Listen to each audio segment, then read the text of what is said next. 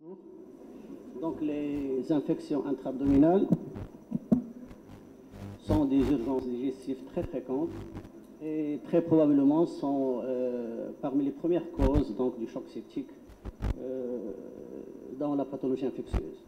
Alors avec nous pour traiter de ce sujet, avec nous le professeur Moufaq qui est donc professeur au CHU de Marrakech qui va nous expliquer, bon, qui va nous traiter la question. À vous la parole.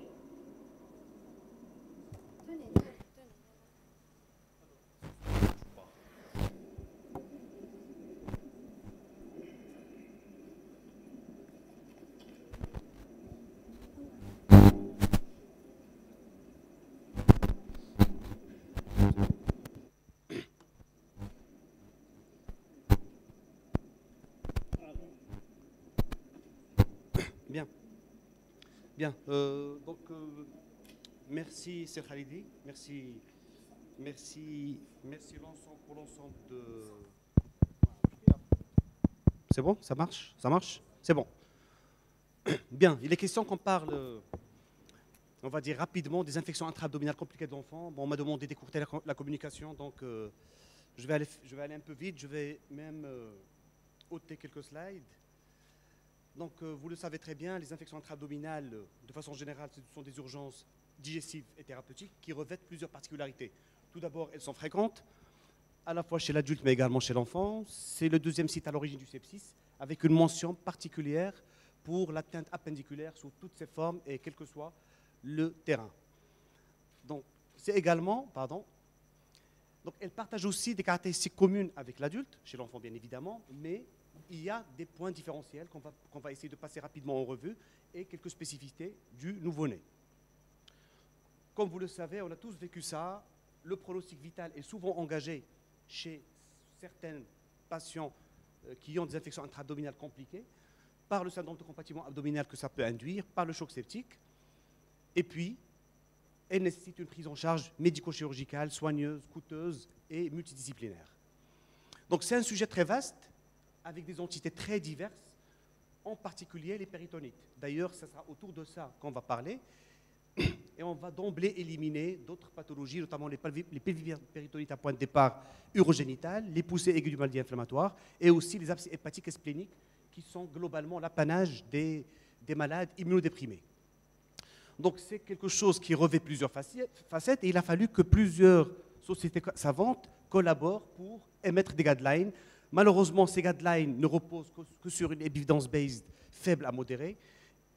J'ai mis rapidement ici toutes les sociétés savantes qui ont contribué à mettre au point ces guidelines et la liste des guidelines qui est assez grande, qui est assez étoffée. Donc, finalement, ces guidelines reprennent toutes à peu près les mêmes thématiques, c'est-à-dire la gestion globale des infections intra-abdominales. Elles sont régulièrement mises à jour. Et puis, on va essayer de passer en revue certains principes de la prise en charge générale des infections intra-abdominales compliquées, en mettant l'accent essentiellement sur l'enfant et sur le volet thérapeutique. Donc, du point de vue nosologique, c'est des infections qui sont contenues dans le tube digestif, dans les régions habituellement stériles, qui sont la cavité péritoniale et l'espace rétropéritonéal. Globalement, on distingue les infections intra-abdominales non compliquées, qui ont besoin d'un traitement chirurgical ou médical. Et il y a les infections intra-abdominales compliquées cette fois-ci, pendant lesquelles le processus infectieux va s'étendre en dehors de l'organe, c'est-à-dire il va aller dans les autres organes, dans le mésentère, dans la paroi abdominale, et ça va être responsable d'une péritonite localisée ou diffuse. Il y a plusieurs choses qui contribuent à la diffusion de cette infection, notamment l'activité diaphragmatique et notamment également le mouvement du liquide péritonéal. Seulement, il faut se rappeler que cette distinction est arbitraire, puisque l'ensemble, on va dire, s'inscrit dans un continuum de gravité. Combien de fois on était amené à prendre en charge des infections intra-abdominales non compliquées qui ont évolué vers des situations plus compliquées et ça a débouché vers un choc septique mortel. Donc il faut se rappeler que ce sont des infections qu'il faut prendre avec beaucoup de sérieux et parce qu'ils engagent le pronostic vital. Ça, c'est juste pour rappeler l'anatomie, la physiologie et le rôle du péritoine et du liquide péritonéal. Je rappelle juste que la membrane péritoniale, que le péritoine offre une large surface d'échange et qu'il est constitué par des cellules mésothéliales qui, quand elles sont agressées, eh ben, ils vont se mettre à sécréter des médiateurs de l'inflammation qui font partie de difficultés un petit peu thérapeutiques. Donc aussi, je voudrais aussi rappeler que le tube digestif est colonisé par une flore commensale, qui a plusieurs fonctions, qu'à la naissance, le tube digestif du nouveau-né il est stérile, et que cette écologie digestive ne sera établie définitivement qu'au-delà de 2 ans, en sachant qu'elle va être modifiée selon plusieurs éléments, notamment le régime alimentaire, l'environnement et le temps, les comorbidités et surtout la prise des antibiotiques. Donc la composition et la densité de cette flore digestive va varier selon les segments du tube digestif. Et on a, comme vous le voyez très très bien, une progression quantitative dans le sens oro-anal. Il y a plus, bien sûr, de germes au niveau iléal.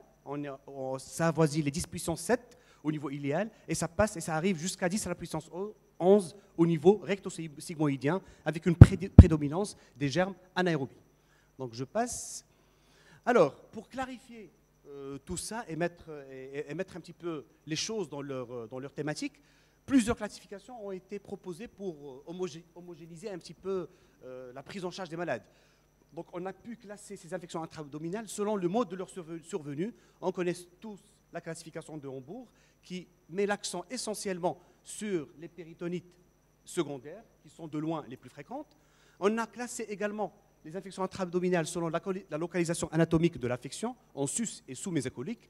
Et la flore, on sait très bien que la flore microbienne, elle dépendra du niveau de l'effraction du tube digestif. Donc la classification concerne aussi la sévérité, et cette sévérité est jugée par des scores non spécifiques, notamment l'IGS-2, mais également la PASH-2, qui est très utilisée en réanimation, mais également, il y a également des scores spécifiques qui ne sont pas forcément utilisés, notamment le Mannheim Peritonitis Index. Par contre, le nouveau score qui vient d'être établi, c'est le score de sévérité, le Sepsis Severity Score, qui a été établi à travers une étude qui est apparue en 2018 et qui a permis de mettre en évidence à travers ces paramètres simples, notamment le statut septique, l'origine de l'infection, le délai du traitement chirurgical, le mode d'acquisition de l'infection, l'âge et l'immunosuppression. Donc à partir de là, on a pu établir une courbe Grock assez intéressante, qui a des performances assez intéressantes bien sûr, et on a un taux de mortalité qui peut avoisiner les 68% quand le score dépasse 11 et qui peut arriver jusqu'à 80% quand ce score dépasse 13. Finalement, le jugement clinique est considéré aussi bon qu'un score pour évaluer le degré de la gravité de nos malades. Alors, dernier élément qui permet de classer les infections intra-abdominales, c'est l'environnement de leur acquisition. On sait très bien que les infections intra-abdominales, on peut les scinder de façon assez habituelle en acquises en communauté, associées aux soins, nosocomiales, qu'elles soient précoces ou tardives. Finalement, ce qui ressort le plus souvent, et de façon assez consensuelle, que ce soit chez l'enfant ou chez l'adulte, on va pouvoir les classer selon la gravité du tableau clinique et la provenance de l'infection. Et donc, on va distinguer les infections de gravité faible à modérée quand elles sont acquises en communauté et dont la gravité du tableau clinique n'est pas alarmante, et les infections qui sont graves.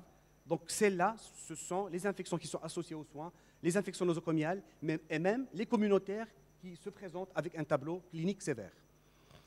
Du point de vue étiologie, chez les sujets âgés, on sait très bien que la répartition est équivalente entre l'origine appendiculaire, sigmoïdienne et biliaire, alors que chez l'enfant, l'origine appendiculaire est de loin dominante. Il y a d'autres causes aux infections intra-abdominales, notamment les infections intestinales aiguës, les infections intra-abdominales qui compliquent les volvulus hernidiens étranglés, les perforations. À moindre degré, on a d'autres pathologies, notamment les héliites typhiques et les diverticulites, et plus rarement les syndromes lymphoprolifératifs. Chez le nouveau-né, je reprends rapidement pour dire qu'il s'agit essentiellement d'entérocolites nécrosantes, des perforations digestives spontanées, les péritonites méconiales sur perforation anténatale. Donc je passe. Ce qu'il ne faut pas rater du point de vue diagnostique, c'est que l'examen clinique doit être effectué chez un enfant qui est déshabillé et rassuré, idéalement par la présence de ses parents.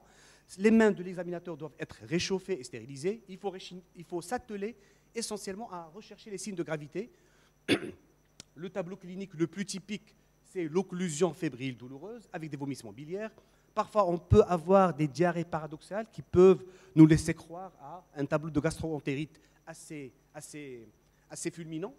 Chez le nourrisson, le tableau clinique est souvent trompeur et de révélation tardive, parce que tout simplement la musculature abdominale du nourrisson elle est peu développée, donc on ne va pas pouvoir retrouver la fameuse défense ou contracture abdominale. J'oublie pas, il ne faut pas oublier l'apport de l'outil échographique, qui permet éventuellement d'identifier les abcès et les collections, de guider les drainages percutanés. Malheureusement, il peut présenter des limites s'agissant de l'opérateur, parce que c'est un examen qui est opérateur dépendant, et puis en cas de difficulté liée à la présence de pansement abdominal ou d'un iléus paralytique. Donc, du point de vue épidémiologique, je vais défiler quelques études qui ont marqué un peu la prise en charge générale des infections intra-abdominales compliquées. Je commence par l'étude EBIA qui a été menée par une équipe française. C'est une étude prospective observationnelle qui a été menée dans 25 centres et qui a inclus 331 patients. Donc, dans cette étude, ce qui ressort, c'est que la nature des germes impliqués variait de façon assez importante selon l'origine communautaire ou nosocomiale de l'infection. Et puis, dans le groupe des infections intra-abdominales nosocomiales, il y avait plus de comorbidité, plus de critères de sévérité et plus de résistance microbienne. Autre chose, on ne peut pas parler des infections intra-abdominales sans évoquer deux études princeps, notamment la CIAO étude, qui est une étude européenne menée dans 68 institutions médicales européennes en 2012. Et il y a également une étude, la CIAO-W, qui est une étude plutôt mondiale, qui est menée dans plusieurs centres. Ils ont eu comme vocation de décrire le profil épidémiologique, clinique et microbiologique des infections intra-abdominales compliquées. La mortalité dans la première étude était de 7,5% et dans la seconde étude était de 10%. Alors, ce qui ressort dans les deux études de façon assez générale, c'est qu'on voit apparaître de plus en plus l'émergence des souches résistantes, aussi bien dans le contexte communautaire que nosocomial, et puis une proportion assez croissante et alarmante des entérobactéries BLSE. Ces deux études nous ont permis aussi de dégager un certain nombre de facteurs de risque. Je les ai résumés ici, notamment l'âge, le sepsis post-opératoire précoce, la perforation colico-intestinale, le retard du traitement chirurgical, l'immunosuppression et l'admission en réanimation. Les Européens se sont penchés de nouveau pour reparler de cette étude, des infections intra-abdominales compliquées en milieu de soins intensifs, en menant une grande étude aussi observationnelle, plus de 2600 patients graves, plus de 300 centres dans 42 pays européens, et ils ont confirmé les études, ce qui a été déjà prouvé avant, avec une prédominance des BGN, une proportion non négligeable des coccidiogrames positifs, en particulier les entérocoques. Et puis, la mortalité dans leur étude était de 29%, et une augmentation proportionnelle de cette mortalité par rapport au score SOFA, par rapport à l'environnement d'acquisition de l'infection et par rapport au caractère diffus ou limité de la péritonite. Enfin, pour corroborer tout ça, il y a eu la création d'une alliance globale, mondiale, pour statuer, pour émettre des programmes d'éducation et de stewardship concernant la prise en charge des infections intra-abdominales compliquées. Ça a été fait par plusieurs sociétés savantes, célèbres, et ça a inclus 72 pays. Alors, chez l'enfant, je ne vais pas tarder, juste pour dire que la littérature est pauvre, que la plupart des études étaient monocentriques, peu nombreuses, et ils ont inclus des effectifs assez réduits. La microbiologie, dont la plupart des études est quasi similaire à celle rencontrée chez l'adulte, avec une résistance aux antibiotiques habituels même dans les formes communautaires, donc ça c'est un élément important, et puis une proportion non négligeable d'isolement de souches d'entérobactéries BLSE. Donc j'ai mis rapidement, à titre de rappel, notre étude, notre modeste série qui a confirmé, qui a été publiée dans notre service et qui a confirmé un petit peu toutes les données précédentes, notamment l'émergence de quelques souches bactériennes aux amoxicilliacides clavulaniques et puis la même microbiologie générale. Bien, donc on arrive à la gestion de ces infections intra-abdominales. Ça doit commencer par un diagnostic rapide, ça doit ensuite déboucher vers une évaluation du risque d'échec thérapeutique et de survenue de complications. Donc il faut stratifier ce risque d'échec thérapeutique. Il faut ensuite instaurer une réanimation précoce. Il faut également que le contrôle de la source infectieuse soit rapidement et aussitôt entrepris. Et puis l'antibiothérapie, elle doit également être raisonnablement, on va dire, instituée afin de lutter contre la survenue d'infections. Donc ces deux derniers volets sont très importants et ils doivent dépendre d'un certain nombre de facteurs, notamment la gravité des malades et le risque de survenue de complications.